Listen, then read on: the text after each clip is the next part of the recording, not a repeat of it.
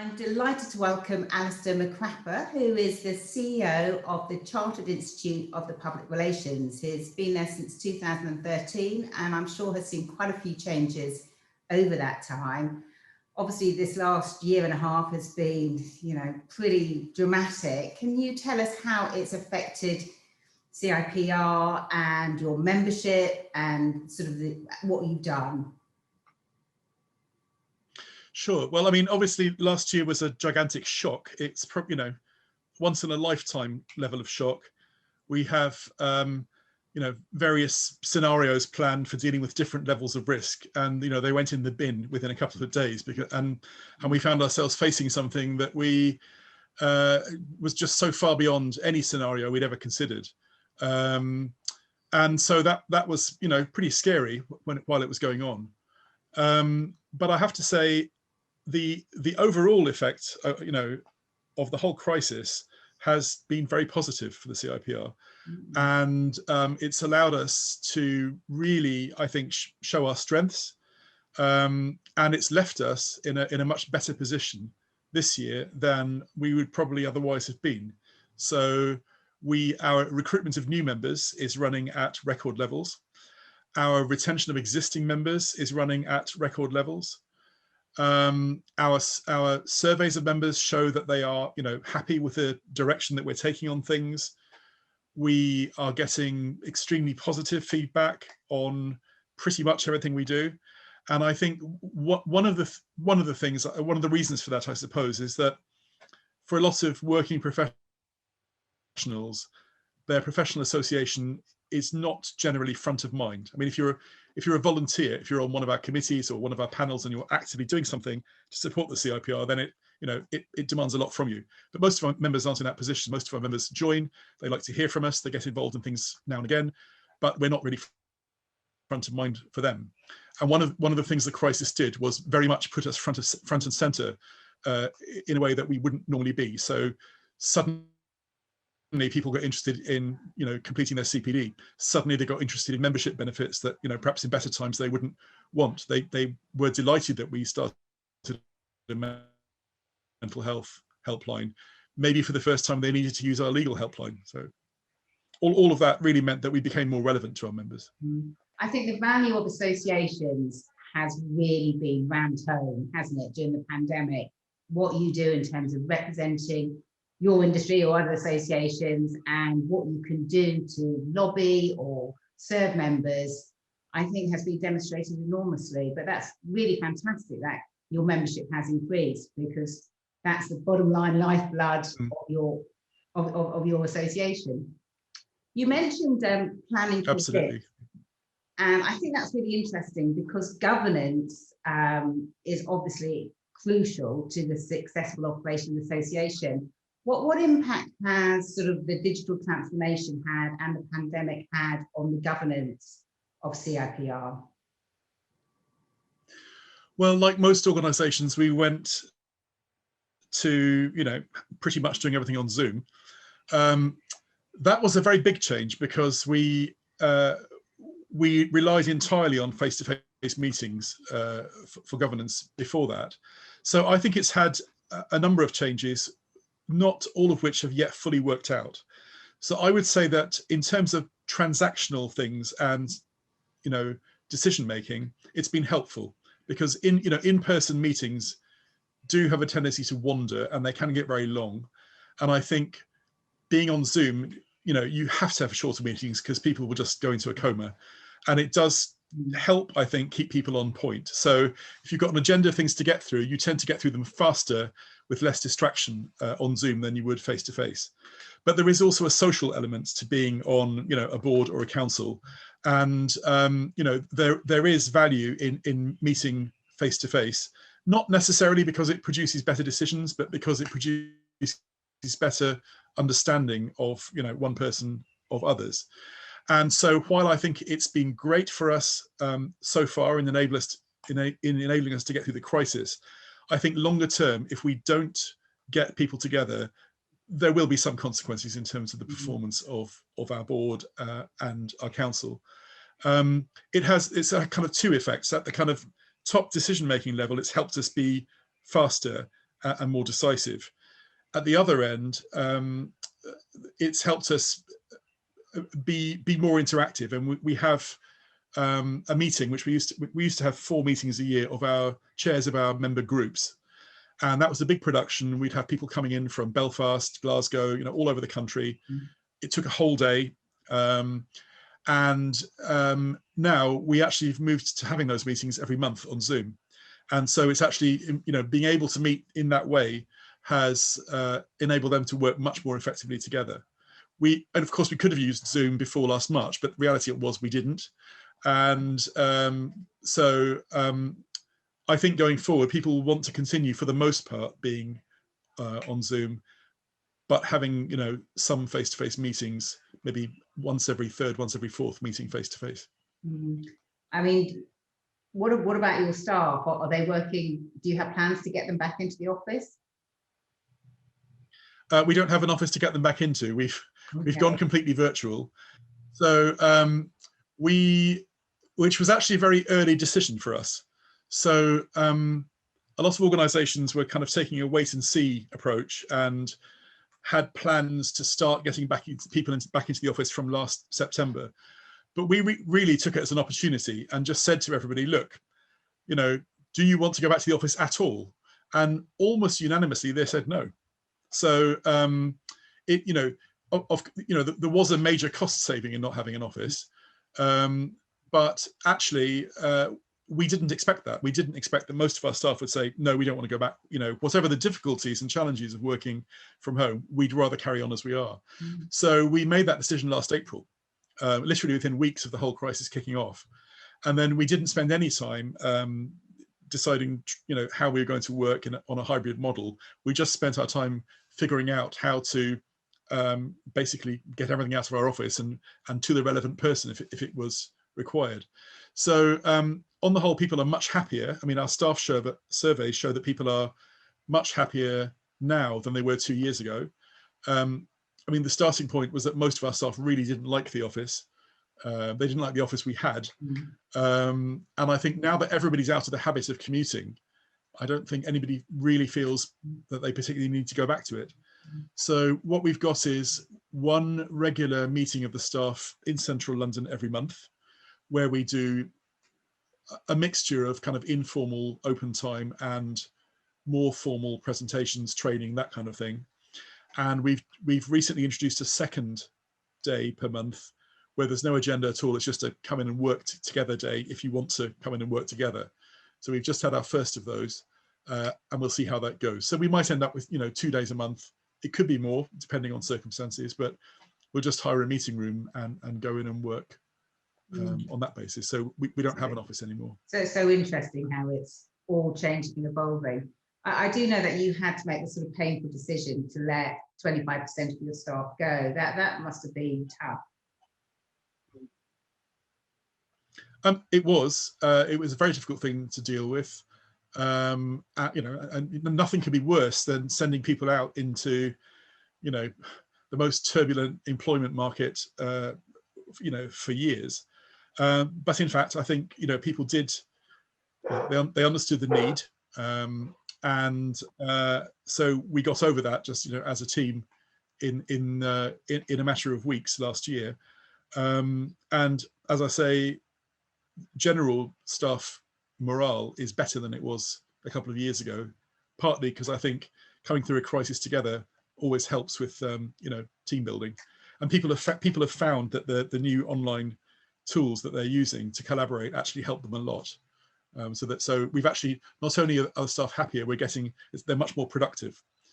So we've got a lot more done in 1 year than we would normally get done in a year. And in terms of their welfare, they can access the mental health helpline that's open to our members. We have trained several mental health first aiders. We have a staff welfare group. So we are mindful of the fact that particularly for some people who live quite a long way outside London, they're quite isolated geographically from their colleagues, and we are sort of keeping a watch on that. I know one of your big successes has been the increase in training of your members and the participation in continuing professional development. How have you gone about achieving that? Well, we look at it through sort of two different lenses. Training we see as a commercial activity, and that has, I mean, it shrank considerably last year because people stopped, coming in to London for training. That was always delivered face to face, or almost always delivered face to face, and we just had to actually stop that altogether for 3 months, and then we went to delivering our training all online, which has worked fine.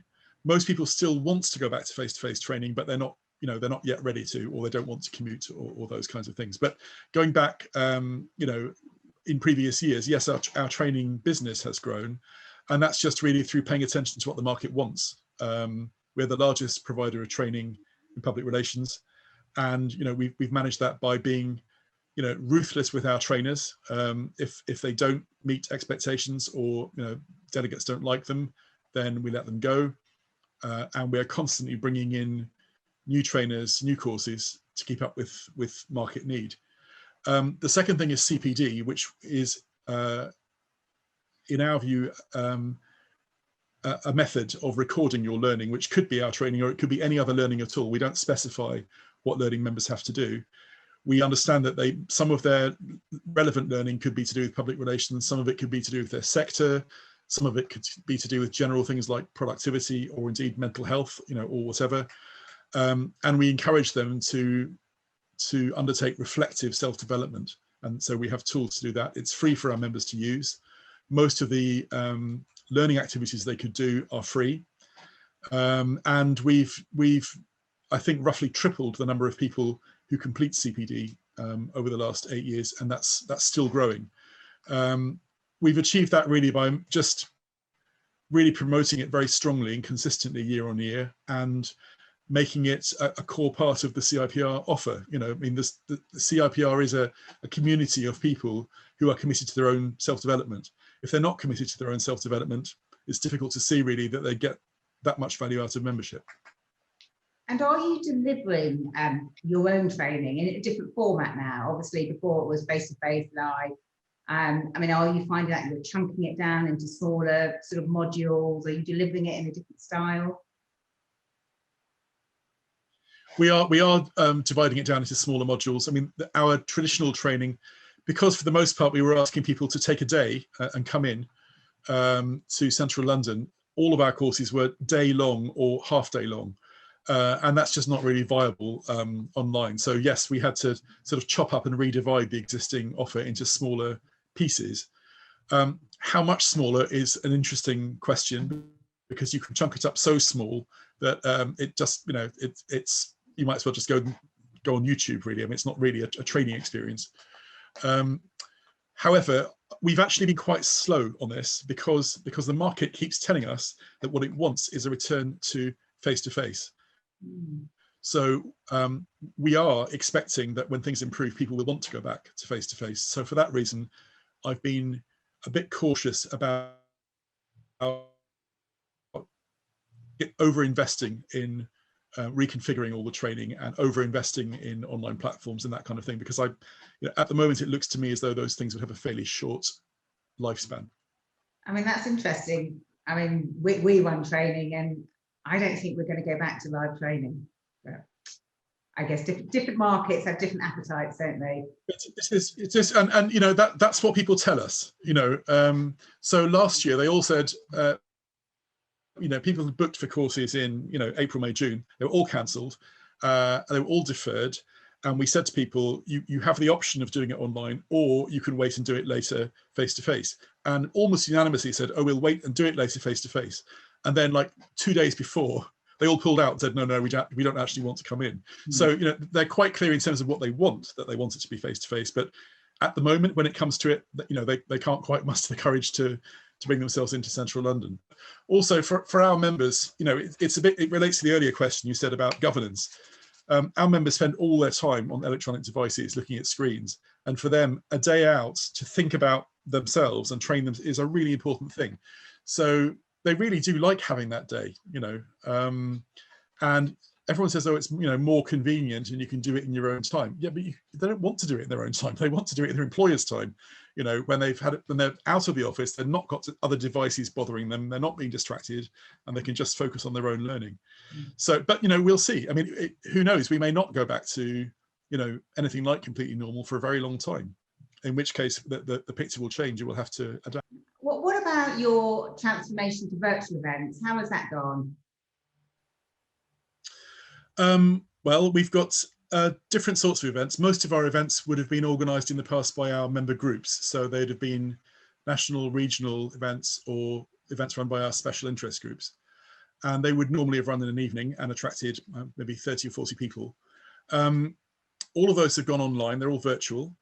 The effect has been they are much easier to organise because they don't have to sort out venues and things. It's easier for groups to coordinate and collaborate. The audiences for these events have roughly doubled. So we're getting many more people attending CIPR events than we would have done before the crisis. They don't have any costs associated with them. They don't generate any revenue, but that's not a big consideration at the moment. So overall, they've gone very well and helped us reach audiences we wouldn't have reached probably before 2019. A slightly different proposition is our national conference, which we hold every year, and we've traditionally held in a British library as a face-to-face event. And we decided last year that when we wanted to go ahead with that, we didn't want it to be like a glorified Zoom meeting. We wanted it to be a very different event for people. And although we didn't expect people necessarily to stay for the full 3 days, they might dip in and out. We wanted to make it quite a kind of fun experience for them and different to anything else they'd have had online. So we selected a platform provider called Fusion, and we ran a virtual conference with virtual breakout rooms and there was a virtual aquarium where you could swim with sharks. There was a virtual forest where you could find interesting things under rocks, and a virtual conference hall, virtual exhibition hall, that. I was a bit worried about it, to be honest. I mean, my team got very excited about it, and I was just thinking, oh, I can see this all going horribly wrong. And there were a few teething problems at the very beginning when people tried to log on for the first time, and it didn't quite work the way some people expected. But actually, it all quickly settled down, and we got very good feedback on it. So it went very well. We didn't increase our numbers. We got about the same number of people, about 300 as we would normally get. But it was a really good experience for us, and really important learning in terms of things that you need to think about in when running a virtual event. Are you going to do another virtual event this year, or are you hoping to do it in person? For this year, all of our planning is for virtual. We're not planning any return to face-to-face. If circumstances change very significantly, we might start to run some of our group events face-to-face because they're fairly small scale, and there would be a matter of a few dozen people. But I don't imagine that we'd be anywhere near wanting to run an event, a socially distanced event for 300 people. I just think that would be just beyond anything we want to plan for this year. So next year at the earliest, I think we'd be looking at running any of our bigger events. Does that have an impact on your revenue as an association, not being able to run live in-person events? In terms of our revenue, the most important thing is not being able to run face-to-face training, because training is our second largest income earner. Most of our other events are not big money spinners. We don't really run them commercially. We run them sort of quasi-commercially, but mainly really for the benefit of members. So not running them doesn't have a big financial impact on us, no. Tell me a little bit about your members and what's been important to them this year, because I know, having sort of had a good look through your website, that you do a lot of work in all sorts of very important areas: sustainability, diversity, gender equality. Are you finding that these issues are more important over the last year to your members, or are they just ones that you've identified and want to drive through?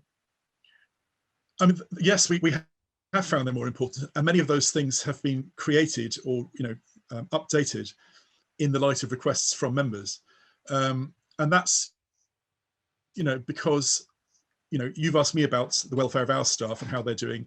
Every organisation is asking itself the same question, and those of our members who are employers are having to think about how to manage their employee welfare in ways that they probably didn't have to think about so much in the past. So they're looking to us to help them with that.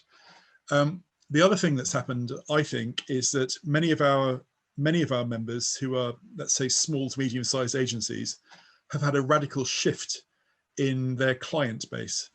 So in the past, I think it was more normal for an agency to focus on one particular market sector and develop its reputation in, let's say, large-scale engineering / transport, or in, consumer, or in education, or something of that sort. And I think what's happened over the last year is that those sectors, just don't matter that much, and agencies are looking for work whenever they can get it, and they have to quickly get themselves up to speed with relatively unfamiliar things. So a lot of clients now are asking about environmental issues. They're expecting advice from their PR advisors on sustainability. Our members are going to have to get up to speed on that very fast in order to service both existing clients and potentially new ones. So the range of advice that they need to draw on and the speed with which they need to get it is probably greater than ever before, which goes back really to some of the points we were talking about earlier on about the increased relevance of member associations. They haven't, years ago, they might have gone and asked one of their staff to go and find out about this and take a day or two to do it. They haven't got a day or two now. They've got to have it, absolutely ready. I think this increased focus on those kind of issues and the increased relevance on associations is something really positive which we can take away. Are you feeling generally optimistic about the future? Yes, very much so. I mean, I'm sort of fairly cautious by nature, and last year when we were making our plans, we sort of planned for cautiously for increases in training and cautiously for increases in membership. And certainly what's happened in the first half of the year is that right across the board, every one of those expectations has been exceeded. So we're recruiting and retaining more members. We've got more people doing our qualifications, more people doing our training than we imagined we would have. So everything is going really well for us at the moment. So we are, we're not kind of limping out of the crisis, bruised and battered. We're actually coming out of it in really good shape. So I'm very pleased about that. Well, that is really fantastic to hear, Alastair. Thank you so much for talking to me today and giving us such a sort of positive, uplifting thoughts to end with. Thank you.